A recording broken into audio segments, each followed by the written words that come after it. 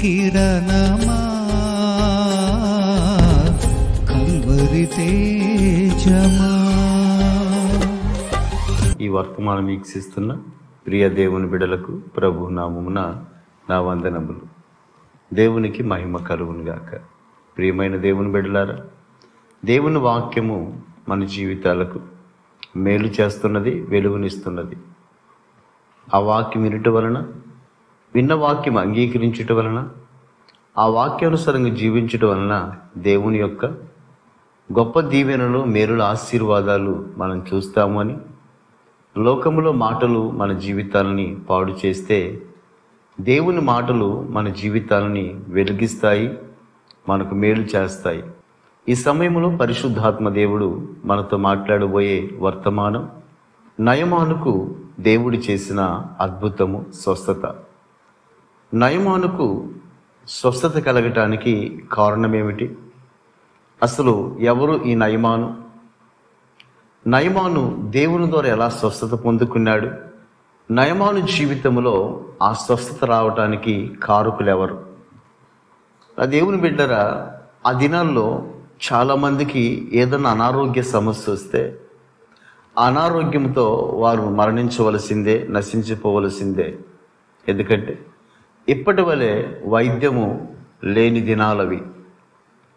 యేసు ప్రభులు వారి కాలంలో కూడా అనేక మంది అనేక రోగములతో బాధపడుచున్నప్పుడు యేసు ప్రభులు వారందరినీ కూడా జాలితో, ప్రేమతో స్వస్థపరిచి ఆయన వారికి విడుదలనివ్వడం జరిగింది.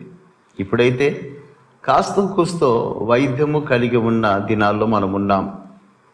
అలాగే నయమానుకు వచ్చిన ఈ అనారోగ్యం ఏదైతే ఉందో, ఈ కుష్ఠరోగం ఏదైతే ఉందో, అది వైద్యము దొరకని అనారోగ్యం.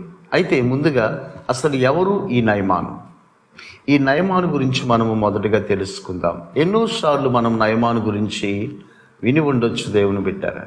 అయితే ఈరోజు పరిశుద్ధాత్మ దేవుడు మనతో మాట్లాడే అంశం ఏంటంటే, నయమాను జీవితంలో ఆయనకు కలిగిన ఒక భయంకరమైన అనారోగ్య సమస్యకు విడుదల కలగటానికి కారకులు ఎవరు? వాస్తవానికి స్వస్థపరిచింది దేవుడే. ఇంకా నయమాను స్వస్థత పొందుటకు మరికొంతమంది కారకులు ఉన్నారు. వారిని కూడా మనం తెలుసుకుందాం. దేవుని బిడ్డల, ఏ విధము చేతనైనా ఒక వ్యక్తిని దేవుని యొద్దకు నడిపించి దేవుని యొక్క మేలులు వారు చూసినట్లు చేయటం కూడా దేవుని యొక్క పని, దేవుని యొక్క పరిచర్య. కాబట్టి దేవుని యొక్క సేవ అంటే కేవలము వాక్యం ప్రకటించడమే కాదు. దేవుని యొక్క సేవ అంటే దేవుని పరిచర్యలో పాలిభాగస్తులముగా మనం ఏ పని చేసినా దేవుని పరిచర్య చేసిన వారం అవుతాం. కాబట్టి నయమానుకు కలిగిన ఒక భయంకరమైన అనారోగ్యంతో ఆయన చాలా కృంగిపోయి ఉండొచ్చు.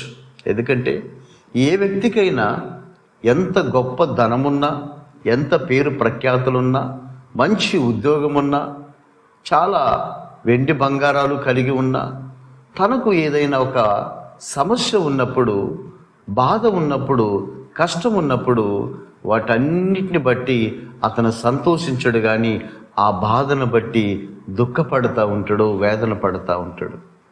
కాబట్టి మనిషికి అన్నిటికంటే ముఖ్యమైనది సమాధానం, సంతోషం, ఆరోగ్యం. అయితే దేవుని బిడ్డరా, నయమాను జీవితంలో ఆయన చాలా ఉన్నతమైన స్థితిలో ఉన్నాడే కానీ నయమానుకు కలిగి ఉన్న అనారోగ్యం ఏదైతే ఉందో ఆ అనారోగ్యమును బట్టి నయమాను చాలా కృంగిపోయి ఉండొచ్చు. అసలు మొదటిగా ఈ నయమాను ఎవరో, ఆయనకు వచ్చిన అనారోగ్యము ఏమిటో లేఖనాల ద్వారా మనం చదువుకుందాం. దేవుని బిడ్డారా, బైబిల్ గ్రంథంలో 2వ రాజుల గ్రంథము 5వ అధ్యాయము 1వ వచనం చదువుకుందాం. సిరియా రాజు సైన్యాధిపతి అయిన నయమాను అనునొకడుండెను. అతని చేత యెహోవాయే సిరియా దేశమునకు జయము కలుగు చేసి ఉండెను గనుక అతడు తన యజమానుని దృష్టికి గనుడై దయ పొందిన వాడాయను. అతడు మహాపరాక్రమశాలి అయి ఉండెను గాని అతడు కుష్ఠరోగి. సిరియా దేశమును పరిపాలన చేస్తున్న రాజు దగ్గర ఈయన సైన్యమునకు అధిపతి. అసలు సైన్యము అంటేనే దేశములో చాలా ప్రధానమైనది. అలాగే ఆ రోజుల్లో రాజుల కాలంలో భయంకరంగా యుద్ధాలు జరిగేవి కాబట్టి ఆ యుద్ధాలు జరుగుతున్న క్రమంలో వారి దేశములకు శత్రువులు రాకుండా తప్పకుండా సైన్యమును వారు ఏర్పాటు చేసుకునేవారు. కనుక ఈ నయమాను ఎవరంటే సిరియా దేశంలో ఉన్న సైన్యమునకు ఈయన ఒక అధికారి. సైన్యములో ఒక సైనికుడు కాదు నయమాను, సైన్యమునకు ఒక అధికారి, ఒక ఆఫీసర్. చూడండి దేవుని బిడ్డరా, ఎంతోమంది సైనికులు, బలాఢ్యులు, యుద్ధ వీరులు నయమాను చేతి క్రింద ఉన్నారు. ఇంత గొప్ప స్థానం కలిగి ఉన్న ఆయన జీవితంలో ఆయనకు నెమ్మది, సమాధానం ఉండకపోవచ్చు. ఎందుకంటే తనకు కలిగిన అనారోగ్య సమస్య చాలా భయంకరమైనది. నా దేవుని బిడ్డరా, ఈ కుష్ఠరోగం ఎలా ఉంటుంది అంటే చేతులు, కాళ్ళన్నీ కూడా కొరక తిన్నట్లుగా, సగం కట్ అయిపోయినట్లుగా ఉంటుంది. నిజముగా ఆ స్థితిలో ఉన్నవారు బయట తిరగటానికి కూడా చాలా కష్టతరంగా, అవమానకరంగా ఉంటుంది. మరి నయమాను ఎలా తన యొక్క కుష్ఠరోగాన్ని కప్పిపెట్టుకొని ఆయన సైన్యాధిపతిగా ఉన్నాడో తెలియదు, కానీ తనకున్న అనారోగ్య సమస్య అయితే చాలా చాలా భయంకరమైనది, బాధాకరమైనది. కొందరి జీవితాల్లో అన్నీ ఉంటాయి. డబ్బు ఉంటుంది, పదవి ఉంటుంది, మంచి ఇల్లు ఉంటుంది, అన్ని పరిస్థితులు బాగానే ఉన్నట్లు అనిపిస్తుంది. కానీ ఏదో ఒక సమస్య వాళ్ళని కృంగదీస్తుంది. ఇంట్లో బిడ్డల ద్వారానో, భర్త ద్వారానో, భార్య ద్వారానో, లేకుంటే ఏదో ఒక అనారోగ్య సమస్య ద్వారానో, ఏ ఒక పరిస్థితులు అన్నీ బాగున్నా వాళ్ళ జీవితాల్లో వేదనని, బాధని, శోధనని తీసుకొచ్చి పెడతాయి.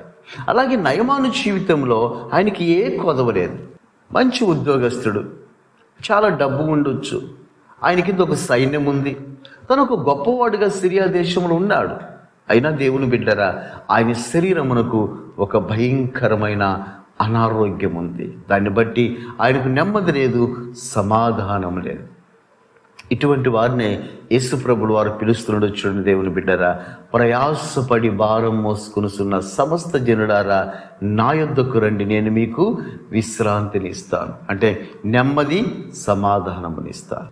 తనకు పెద్ద సైన్యమున్నా సైన్యము కూడా తన అనారోగ్యాన్ని బాగు చేయలేదు. తన దగ్గర చాలా డబ్బున్నా ఆ డబ్బు కూడా తన అనారోగ్యాన్ని బాగు చేయలేదు. నా దేవుని బిడ్డారా, మనం అనుకుంటూ ఉంటాం డబ్బుంటే ఏదైనా చేయగలము అని, ఉద్యోగం ఉంటే ఏదైనా చేయగలము అని, లేకుంటే మనకి పెద్ద పదవి ఉంటే ఏదైనా చేయగలము అని, గొప్ప గొప్ప వారు మనకి తెలిసి ఉంటే ఏదైనా చేయగలమని. ఎందుకంటే మనుషులకు సాధ్యము కానివి కొన్ని ఉంటవి, డబ్బుకు సాధ్యము కానివి కొన్ని ఉంటవి, సైన్యమునకు సాధ్యము కానివి కొన్ని ఉంటవి. వాటిని దేవుడే చేయగలడు.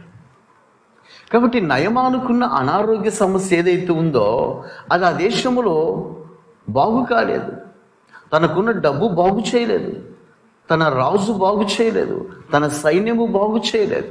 అదే అనారోగ్యముతో తను వేదన పడుతూ, బాధపడుతూ జీవిస్తూ ఉన్నాడు. అయితే దేవుని బిడ్డరా, నేను మొదటి చెప్పా కదా, నయమాను అనారోగ్యము బాగుపడుటకు కొందరు వ్యక్తులు ఉన్నారు. నిజంగా వీళ్ళు రహస్యంగా ఉన్నట్లు మనకు కనపడుతుంది, కానీ వీళ్ళు చేసిన పని కూడా చాలా చాలా గొప్పది. అలాగే నయమాను జీవితంలో కూడా ఆయనకు కలిగిన అనారోగ్య సమస్య ఏదైతే ఉందో ఆ అనారోగ్య సమస్య పోవుటకు దైవజనుడని ఎలీషా గారితో పాటు, అనారోగ్య సమస్యను తీసివేసిన దేవునితో పాటు మరొక 3 వ్యక్తులు ఉన్నారు. నయమాను ఎలీషా గారి దగ్గరకు వచ్చి తండ్రి అయిన దేవుని ద్వారా స్వస్థత పొందుటకు కారకులైన ఒక 3 వ్యక్తుల్ని నేను మీకు తెలియచేస్తా దేవుని బిడ్డారా. మొదటిగా ఒక అమ్మాయి. ఎవరు ఈమెంటే, ఈ సిరియా వారు ఒకసారి ఇజ్రాయేలు దేశం మీదకి యుద్ధానికి వెళ్ళినప్పుడు దేవుడు సిరియా రాజు చేతికి ఇశ్రాయేలు అయిన తన ప్రజలను అప్పగిస్తాడు. ఎందుకు అప్పగించినాడంటే, కొన్నిసార్లు ఇశ్రాయేలు ప్రజలు దేవునికి విరోధంగా ఉన్నప్పుడు దేవుడే వారికి బుద్ధి చెప్పి వారిని సరైన మార్గంలో నడిపించడానికి అలా అప్పగిస్తాడు. అలాగే ఒకసారి సిరియా యొక్క సైన్యము యుద్ధానికి వచ్చినప్పుడు దేవుడే ఇశ్రాయేలీయులను సిరియా సైన్యమునకు అప్పగించడం జరిగింది. అంటే వారిని పూర్తిగా శిక్షించాలని కాదు, వారు అలాగైనా దేవుణ్ణి ఆత్మతో సత్యముతో ఆరాధిస్తారు అని.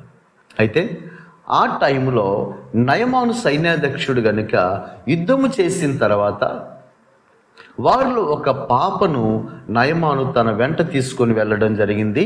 ఆమె ఇశ్రాయేలీల పాప, చిన్నది అని బైబిల్లో రాయబడింది. ఆమెను తీసుకొచ్చిన నయమాను తన భార్య దగ్గర ఆమెను పని చేయుటకు ఉంచడం జరిగింది.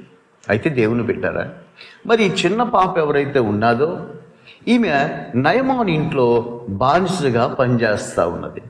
ఇక నాకు చాలా అద్భుతమైన విషయం ఒకటి నాకు జ్ఞాపకం వస్తుంది.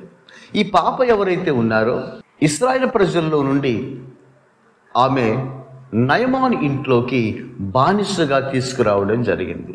నిజంగా ఆ పరిస్థితిని బట్టి ఆమె చాలా బాధపడుతూ, దేవుడు మాకేం మేలు చేయలేదు, దేవుడు గొప్పవాడు కాదు అని అనుకోవాలి. కానీ ఆ పాప మనసు అలా లేదని మనకు తర్వాత అర్థమవుతుంది. కొన్నిసార్లు మనకి ఏదైనా చిన్న ప్రాబ్లమ్స్ వచ్చినా, చిన్న శ్రమలు వచ్చినా, ఏదైనా బాధలు వచ్చినా, బలహీనతలు వచ్చినా మనం దేవుని మీద గొనుగుతూ సనుగుతూ దేవుడు మాకేం మేలు చేసినాడు అని ఇంతకు ముందు దేవుడు చేసిన మేలులన్నీ మర్చిపోయి మనం దేవుణ్ణి బాధ పెట్టే విధంగా మాట్లాడటం చాలా తప్పు. మనము అన్ని విషయాల్లో దేవుణ్ణి ఒకే విధంగా స్తుతించాలి. ఒక్కొక్క సమయంలో దేవుడు పరీక్షిస్తాడు, మనం ఫెయిల్ అవ్వకూడదు. కాబట్టి ఆ పాప అయితే ఆ నయమాను ఇంట్లో బానిస అమ్మాయిగా ఉన్నప్పటికీ కూడా ఆమె దేవునికి భక్తి కలిగి ఉన్నది అని, దేవునికి సాక్షిగా ఉన్నదని మనకు అర్థమవుతుంది. చూద్దాము, ఒక లేఖనం చదువుదాం దేవుని బిడ్డరా. 2వ రాజుల గ్రంథము 5వ అధ్యాయము 3వ వచనం చదువుదాం. అది షోమ్రోనులోనున్న ప్రవక్త దగ్గర నా ఏలిన వాడు ఉండవలెనని నేనెంతో కోరుచున్నాను. అతడు నా ఏలిన వానికి కలిగిన కుష్టు రోగమును బాగు చేయనని తన యజమానురాలుతో అనెను. దేవుని స్తోత్రాలు కలుగునుగాక. ఈ చిన్న పాప ఎవరైతే ఉన్నదో ఆమె నయమానుకున్న కుష్టు రోగాన్ని తెలుసుకున్నారు. తన యజమానురాలు చెప్పిందో లేకుంటే ఎలా తెలుసుకున్నదో మనకైతే తెలియదు. ఈ చిన్న పాపకు ఒక ఆలోచన వచ్చింది. ఏంటి ఆలోచన అంటే, ఈయనకు కలిగిన ఈ కుష్ఠరోగం ఎందుకు పోలేదు? ఆయన సైన్యాధ్యక్షుడు కదా, ధనం ఉంది కదా, కానీ ఎందుకు పోలేదు? అయ్యో పాపం, ఇంత స్థితిలో ఉన్న ఈయన ఈ కుష్ఠరోగంతో బాధపడుతున్నాడే, ఈయన బాగుపడితే ఎలా ఉంటుంది అని అనుకున్నది. వాస్తవానికి కొంతమంది ఎలా అనుకుంటారంటే, మమ్మల్ని బానిసలుగా తీసుకొచ్చినారు, ఈయన కదా సైన్యాధ్యక్షుడు, ఈయనే కదా యుద్ధము చేసి మమ్మల్ని బానిసలు చేసింది, అది కాక నన్ను తన ఇంట్లో బానిసగా చేసినాడు, ఇలాంటి వాడికి ఇలాగే ఉండాలి అని అనుకునేవారు. కానీ ఆ పాప మనసు ఎంత గొప్పదంటే దేవుని బిడ్డరా, శత్రువులు కూడా మేలు కోరే మనస్సు, శత్రువు కూడా బాగుపడాలని కోరుకునే మనస్సు. నిజముగా ఈ మనసే యేసు ప్రభువుల వారు కోరుకుంటున్న మనస్సు. ఈ పాప ఎంతగా ఆలోచిస్తున్నదో చూడండి. తన గురించి కాదు, తన యజమానుడు అనారోగ్యముతో ఉన్నాడని ఈ పాప ఆలోచిస్తుంది. అందుకని ఈ పాపకు నిర్ణయానికి వచ్చింది, నా యజమానుడికి స్వస్థత కలగాలి అంటే ఈ దేశంలో ఎవరు కూడా స్వస్థత చేయలేరేమో, అయితే నా దేశములో నా యజమానునికి స్వస్థత కలుగుతుంది. నా దేశంలో ఉన్న దైవజనుని యొద్దకు వెళితే నా యజమానునికి స్వస్థత కలుగుతుంది. అంటే ఈ పాప ఎలీషా గురించి బాగా విన్నది. ఎలీషా గురించి పాపకు బాగా తెలుసు, దేవుని గురించి బాగా తెలుసు. దేవుని ద్వారా స్వస్థత కలుగుతున్నదని విశ్వసించింది ఈ పాప. దైవజనుని ద్వారా దేవుడు స్వస్థత చేస్తాడని విశ్వసించింది ఈ పాప. లేకుంటే ఎంత ధైర్యంగా ఈ పాప ఆ మాట చెప్తుందో చూడండి. నా యజమానుడు నా దేశంలోకి వెళితే తప్పకుండా బాగుపడతాడు. దాని పేరు విశ్వాసం. ఈ విశ్వాసం గురించి నేను ఒక మాట చదివే చాలా సంతోషం అనిపించింది. ఒక ప్రాంతంలో చాలా రోజులు వర్షాలు పడట్లేదట. అందరూ కూడా ఒక ప్రాంతానికి వెళ్ళి వర్షాల కొరకు ప్రార్థన చేద్దామని ఒక దైవజనునితో సంఘమంతా కలిసి వెళుతూ ఉన్నారట. వెళుతున్న క్రమంలో దేవుని బిడ్డారా, ఒక పాప ఏం చేసిందంటే వారితో వెళుతూ బైబుల్ తీసుకొని బైబుల్ ఒక చేత గొడుగు ఒక చేత పట్టుకొని వెళుతుందట.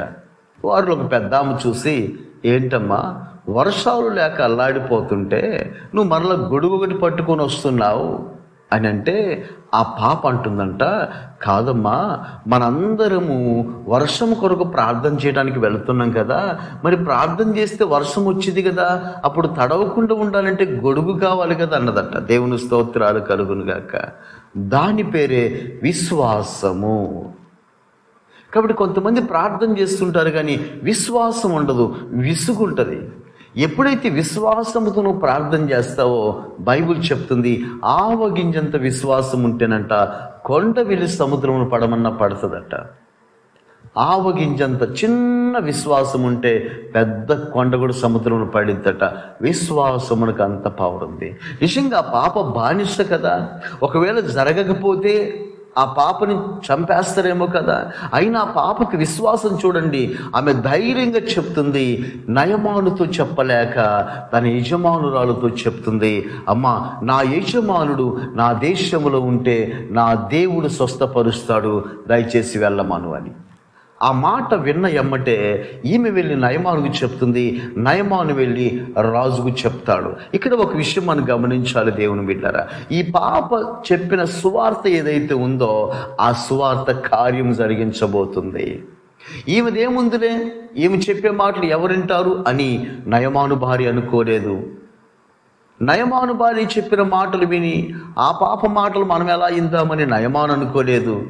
నయమాను వెళ్ళి రాజుకు చెప్తే రాజు కూడా తీసిపారేయలేదు. కానీ ఆ పాప చెప్పిన మాటను వాళ్ళందరూ నమ్మి విశ్వసించి అంగీకరించినారు. దేవునికి మహిమ కలుగును గాక. కొంతమంది అనుకుంటారు, మేము చెప్తే ఎవరు వింటారు, మా మాటలు ఎవరు వింటారు అని. దేవుని బిడ్డరా, మనము దేవుని మాటలు చెప్తే కార్యం దేవుడు చేస్తాడు. కాబట్టి దేవుడు ఆ పాప ద్వారా నయమానుకు స్వస్థత కలుగుటకు ఒక మార్గము సిద్ధపరిచినాడు. నయమానుకు స్వస్థత కలగటంలో మొట్టమొదటిగా ఆ పాప సువార్త ప్రకటించినదిగా ఉన్నది. దేవునికి మహిమ కలుగును గాక. అందుకే దేవుని బిడ్డలారా, దేవుని పిల్లలమైన మనము అనేక మందికి మాటలు చెప్దాం. ఒకవేళ ఎవరన్నా విని మారు మనసు పొందితే యేసు ప్రభులు వారి దగ్గరికి వస్తే వారు కూడా మేలు చూస్తారు, రక్షణ పొందుకుంటారు, ఒక ఆత్మనైన అగ్నిలో నుంచి లాగిన వారం అవుతాం. రెండవ వారు నయమానును దేవుని యొద్దకు నడిపించిన వారు, నయమానుకు స్వస్థత కలగటానికి కారకుడైన వారిలో మొదట ఆమె ఆ పాప. రెండవది చదువుదామా దేవుని బిడ్డరా? 2వ రాజుల గ్రంథము 5వ అధ్యాయము 5వ వచనం చదువుకుందాం. సిరియా రాజు, నేను ఇశ్రాయేలు రాజునకు దూత చేత పత్రిక పంపించదనని ఆజ్ఞ ఇచ్చిన గనుక అతడు 20 మణుగుల వెండియు 1,20,000 రూపాయల బంగారును 10 దుస్తుల బట్టలను తీసుకొని పోయి ఇశ్రాయేలు రాజునకు పత్రికను అప్పగించెను. ఎప్పుడైతే ఈ నయమాను వెళ్ళి సిరియా రాజుతో చెప్తాడో, సిరియా రాజు వెంటనే కొన్ని బహుమానాలు సిద్ధపరిచి ఇశ్రాయేలు రాజుకు ఒక ఉత్తరం పంపిస్తాడు. ఏమనంటే, ఇదిగో నా దేశములో సైన్యాధ్యక్షుడైన నయమాను ఉన్నాడు, అతనికి కుష్ఠరోగం కలిగి ఉన్నది. అయితే మీ దగ్గర నుంచి వచ్చి బానిసగా ఉన్న ఒక పాప మీ దేశములో నయమానుకు స్వస్థత కలుగుతున్నదని చెప్పినారు. కాబట్టి ఈ వెండి బంగారాలు ఈ దుస్తులు తీసుకొని నయమానుకు మీ దేవుని ద్వారా స్వస్థత చేయండి రాజు కూడా విశ్వసించినాడు. సిరియా రాజు కూడా విశ్వసించినాడు. విశ్వసించి పత్రిక రాసి పంపించినాడు. ఆ చిన్న పాప ప్రకటించిన సువార్త 2 రాజుల మధ్య అది ప్రకటించబడుతుంది. దేవునికి స్తోత్రాలు కలుగును గాక. కాబట్టి రాజు కూడా నమ్మినాడు, విశ్వసించినాడు. ఇప్పుడు రాజు గాని నయమాను, నువ్వు వెళ్ళడానికి వీల్లేదు, మన దేశం నుంచి ఆ దేశానికి ఎందుకు వెళ్తావు, వారు మనకు బానిసలైనారు అని అనలేదు. ఆ దేవుడి దగ్గరికి వెళ్ళి స్వస్థత పొందాలా, మనకెవరు లేరా అని అనలేదు. ఎక్కడైతే ఈమె బాగుపడాలి కదా, నా దాసుడు అనుకున్నాడు ఆయన, నా సైన్యాధ్యక్షుడు అనుకున్నాడు ఆయన. కాబట్టి నయమాను ఇజ్రాయేలు దేశం వెళ్ళడానికి రాజు ఎంతో సహకరించినాడో, నిజంగా రాజు కానీ చెప్పకపోతే నయమాను ఆ దేశానికి వెళితే ఇజ్రాయేలీలు ఒకవేళ చంపేసేవారేమో. ఎందుకంటే అప్పటికి యుద్ధము చేసి ఇజ్రాయేల్ ప్రజలను బానిసలుగా చేసుకున్నారు. కాబట్టి నయమాను ఆ దేశమునకు వెళ్ళుటకు, ఆ దేశంలో రాజును కలుచుటకు, దైవజనుని యొద్దకు వెళ్ళుటకు, దైవజనుని ద్వారా దేవుడి మాట విని స్వస్థత పొందుటకు రెండవ కారకుడు సోమ్రోను రాజు. రాజు సహకరించినాడు, రాజు ఉత్తరం రాసినాడు, రాజు నయమానుకు సపోర్టుగా మాట్లాడినాడు, రాజు దేవుని విశ్వసించినాడు, రాజు దేవుని సేవకుని విశ్వసించినాడు. అందుకనే బహుమానాలు ఇచ్చి ఇజ్రాయిలు దేశమునకు నయమానును పంపించినాడు. దేవుని స్తోత్రాలు కలుగుగాక. నా దేవుని బిడ్డలు ఇప్పుడు చూస్తున్నాం మనం, ఎంతోమంది అధికారులు, ఎంతోమంది ఉద్యోగస్తులు, ఎంతోమంది గొప్ప గొప్పవారు దేవుని యొక్క సేవ చేస్తున్నారు, దేవుని స్తుతిస్తున్నారు, దేవుని ఎదుట మోకాళ్ళుని సాగిలపడుతున్నారు. ఎందుకంటే అందరూ తెలుసుకున్నారు ఆయనే సర్వశక్తి కలిగిన గొప్ప దేవుడు అని. ఇప్పుడు ఇజ్రాయెల్ సిరియా రాజు కూడా తెలుసుకున్నాడు యెహోవాయే గొప్ప దేవుడు, ఆయన దగ్గర స్వస్థత కలుగుతుందని తన దాసుని పంపించడానికి ఎంతో ఎంతో ఎంతో సహకరించినాడు, విశ్వసించినాడు. నయమాను స్వస్థత పొందుటకు రెండవ కారకుడు సిరియా రాజు. ఎప్పుడైతే సిరియా రాజు ఆ ఉత్తరం ఇశ్రాయేలు రాజుకు పంపిస్తాడో, ఆల్రెడీ ఇజ్రాయేలీల మీద వారు యుద్ధము చేసి అప్పటికి చాలా శ్రమ పెట్టినారు. మరలా ఎందుకు ఈ ఉత్తరం రాసినాడు? నేనేమి చేయగలను? నా దగ్గర ఎలా స్వస్థత కలుగుతుంది? మా దేశంలో ఎలా స్వస్థత కలుగుతుంది? నిజంగా సిరియా రాజు అన్న విశ్వసించిండు కానీ ఇశ్రాయేలు రాజు విశ్వసించలేదండి. అందుకనే అనేక మంది అన్యజనులు విశ్వసిస్తున్నారు కానీ మా దేవుడు అని చెప్పుకునే వాళ్ళు మాత్రము ఈ గొప్ప దేవుడి దగ్గరకు రావట్లేదు, ఆయన్ని నమ్మట్లేదు, మారు మనసు పొందట్లేదు. బైబిల్ చెప్తుంది మొదటి వారు కడపటి వారు అవుతారు, కడపటి వారు మొదటి వారు అవుతారు. ఎందుకంటే ఆ ఉత్తరము చదివిన ఇజ్రాయేలు రాజు తమ వస్త్రములు చింపుకుంటాడంట. మేమెలా స్వస్థత చేస్తాము? సిరియా రాజు ఏదో యుద్ధానికి మనలో సిద్ధపడుతున్నాడు, ఇటువంటివన్నీ మనకు పంపించి మనం చేయలేకపోతే, స్వస్థత చేయలేకపోతే యుద్ధము చేయాలనుకుంటున్నాడేమో అని భయపడిపోతూ తమ వస్త్రాలు చింపుకున్నాడు. ఎప్పుడైతే దైవజనుడైన ఎలీషాకు ఆ వర్తమానం తెలిసిందో, ఇజ్రాయేలు రాజు దగ్గరికి వెళ్ళి నువ్వేం భయపడాల్సిన అవసరం లేదు, వచ్చే వ్యక్తిని నా దగ్గరకు పంపించమన్నాడు. దేవుని స్తోత్రాలు చెప్పండి. దేవుని బిడ్డారా, రాజు గొప్పోడా, దైవజనుడు గొప్పోడా? రాజు భయపడి కరవరపడిపోతా ఉన్నాడు. దైవజనుడు అంటున్నాడు, ఎందుకు భయపడుతున్నావు నువ్వు? ఎందుకు బాధపడుతున్నావు నువ్వు? ఆ వ్యక్తిని నా యొద్దకు పంపించు, నా దేవుని నామమున ఆ వ్యక్తికి స్వస్థత కలుగుతుందని చెప్పి ఎలీషా గారు ఎప్పుడైతే చెప్తాడో అప్పుడు ఇశ్రాయేల్ రాజుకి కొంత సంతోషం, సమాధానం కలిగింది. దేవుని స్తోత్రాలు. తర్వాత నయమాను ఆ దేశము నుంచి ఇజ్రాయేలు దేశానికి వస్తాడు. ఇజ్రాయేలు దేశంలో ఎలీషా గారి యొద్దకు వస్తాడు. అయితే ఎలీషా గారు ఏం చేస్తాడంటే వెంటనే స్వస్థత చేయకుండా ఆయనకు ఒక ఆజ్ఞ చెప్తాడు. అదేంటంటే, నీవు మా దేశంలో యోర్దాను అనే ఒక నది ఉంది, ఆ నదిలో 7 మార్లు మునిగితే నీకు స్వస్థత కలుగుతుంది అని. ఎప్పుడైతే ఆ మాట చెప్తాడో నయమానుకు చాలా కోపం వచ్చింది. ఆయన ఏమనుకున్నాడు అంటే, నేను ఆ దేశానికి వెళితే ఏదో మంత్రించి నన్ను బాగు చేస్తారేమో అనుకున్నాడు, ఏదో నా గాయముల పైన చెయ్యాల ఆడించి స్వస్థత చేస్తారేమో అనుకున్నాడు. ఆయన ఊహించింది వేరు, ఎలీషా గారు చెప్పింది వేరు. మన ఊహలు వేరు, దేవుని ఆలోచనలు వేరు. ఆయన ఊహించింది వేరు, అక్కడ దేవుడు చెప్పింది వేరు. మనం ఎప్పుడైతే దేవుడు చెప్పినట్లు చేస్తామో అప్పుడే మేలు చూస్తాం. అంతేగాని మన ఇష్టం వచ్చినట్లు మనం ఉండి, మన ఇష్టం వచ్చినట్లు మనం చేసి ఇంకా దేవుడు మాకు మేలు చేస్తాడు, మేము మందిరానికి వెళ్తున్నాము, పరిచర్య చేస్తున్నాము అంటే కుదరదు. దేవుని వాక్యానుసారంగా జీవిస్తేనే దేవుని మేలు చూస్తాం. వెంటనే స్వస్థత చేయకుండా ఎలీషా గారి ద్వారా దేవుడు చెప్పించిన మాట ఏంటంటే, యోర్దాను నదిలో 7 మార్లు మునగమని. ఈ మాట ఎప్పుడైతే నయమాను వింటాడో తనకి కోపం వచ్చి తిరిగి వెళ్ళిపోవాలనుకున్నాడు. ఎందుకంటే దేవుని బిడ్డరు, అతను అంటాడు, మా దేశంలో కూడా ఫర్ఫర్, అబానాయిం అని 2 మంచి నదులున్నాయి, వాటిలో నేను మునగలేనా? వాటిలో నేను స్నానం చేయలేనా? మా దేశంలో కంటే మంచి నదులా మీ నదులు? నీవిదే చెప్పేది, నువ్వేదో స్వస్థత చేస్తావు అనుకున్నా కానీ నదిలో మునుగు, నీళ్ళలో మునుగు, స్నానం చేయి అంటున్నవేంటి, మళ్ళీ 7 మార్లు అంటున్నవేంటి అని చెప్పి తన కోపంతో తిరిగి వెళ్ళబోతున్నాడు.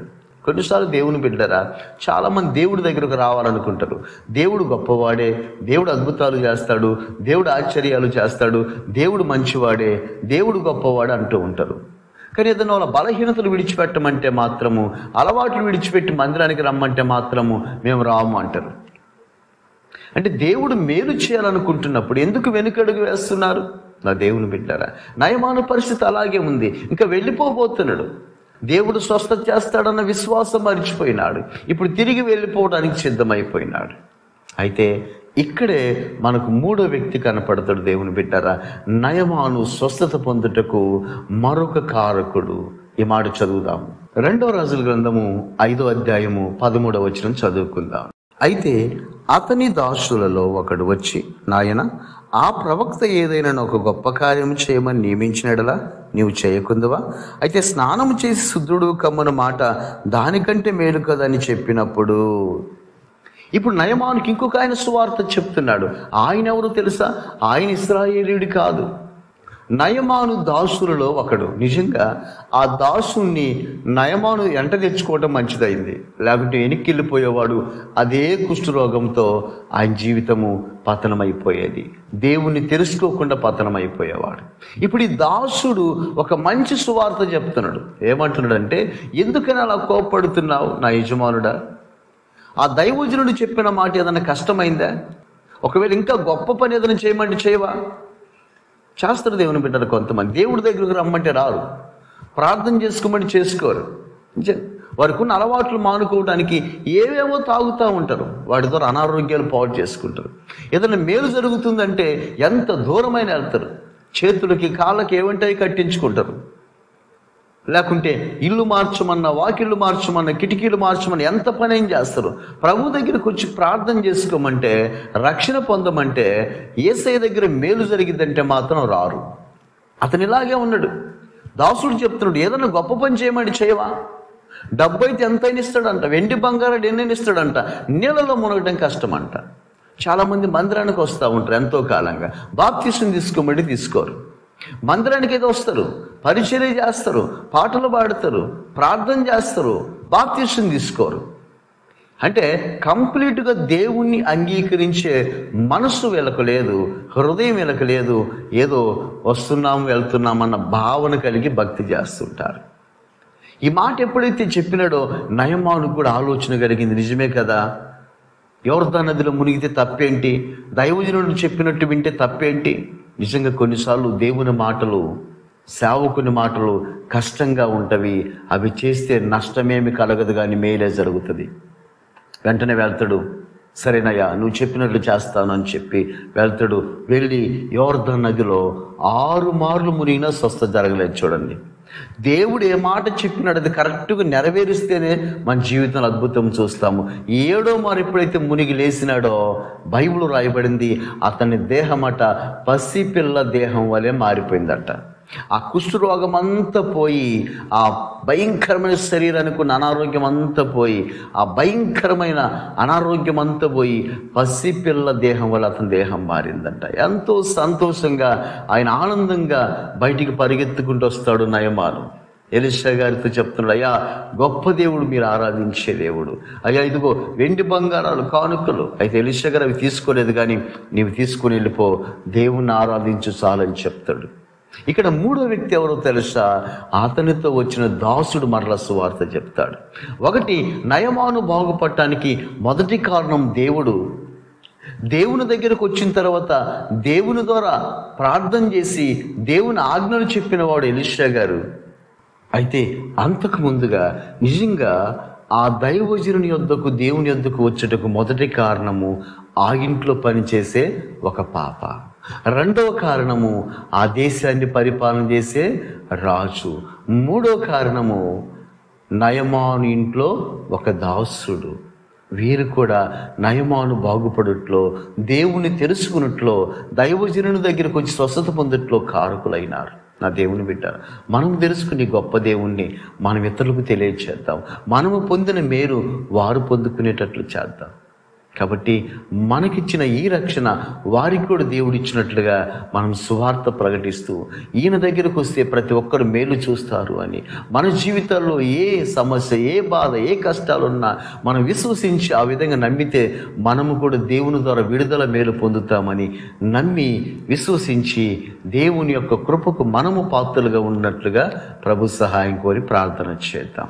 పరిశుద్ధుడా, కృపగలనైన స్తోత్రంలో పరమ తండ్రి, ఈ మాటలు తను ఎంతరైతే బిడ్డలు విన్నారో వారి జీవితాల్లో ఈ మాటలు మేలుకరంగా, దీవెనకరంగా, ఆశీర్వాదకరంగా మార్చండి. నిజముగా తండ్రి, నయమానుకున్న అనారోగ్యం ఏదైతే ఉందో అనారోగ్యముతో తను అలాగే అవమాన నిందలతో బ్రతుకుతున్నవాడు అయితే ఆ చిన్న పాప చెప్పిన సువార్త విన్నాడు. అయ్యా, విని ఇజ్రాయేలు దేశానికి వెళ్ళాలి అనుకున్నాడు. అలాగే రాజు చెప్పిన ఆ మాటల ద్వారా ఇజ్రాయేలు దేశం వచ్చినాడు. తను మరలా సేవకుని మాట వినప్పుడు దాసుడు చెప్పిన మాట విని తిరిగి యోర్దాను నదిలో 7 మార్లు మునిగి శుద్ధుడైపోయినాడు. నిజముగా నీవు గొప్ప దేవుడు, స్వస్థపరిచే దేవుడు.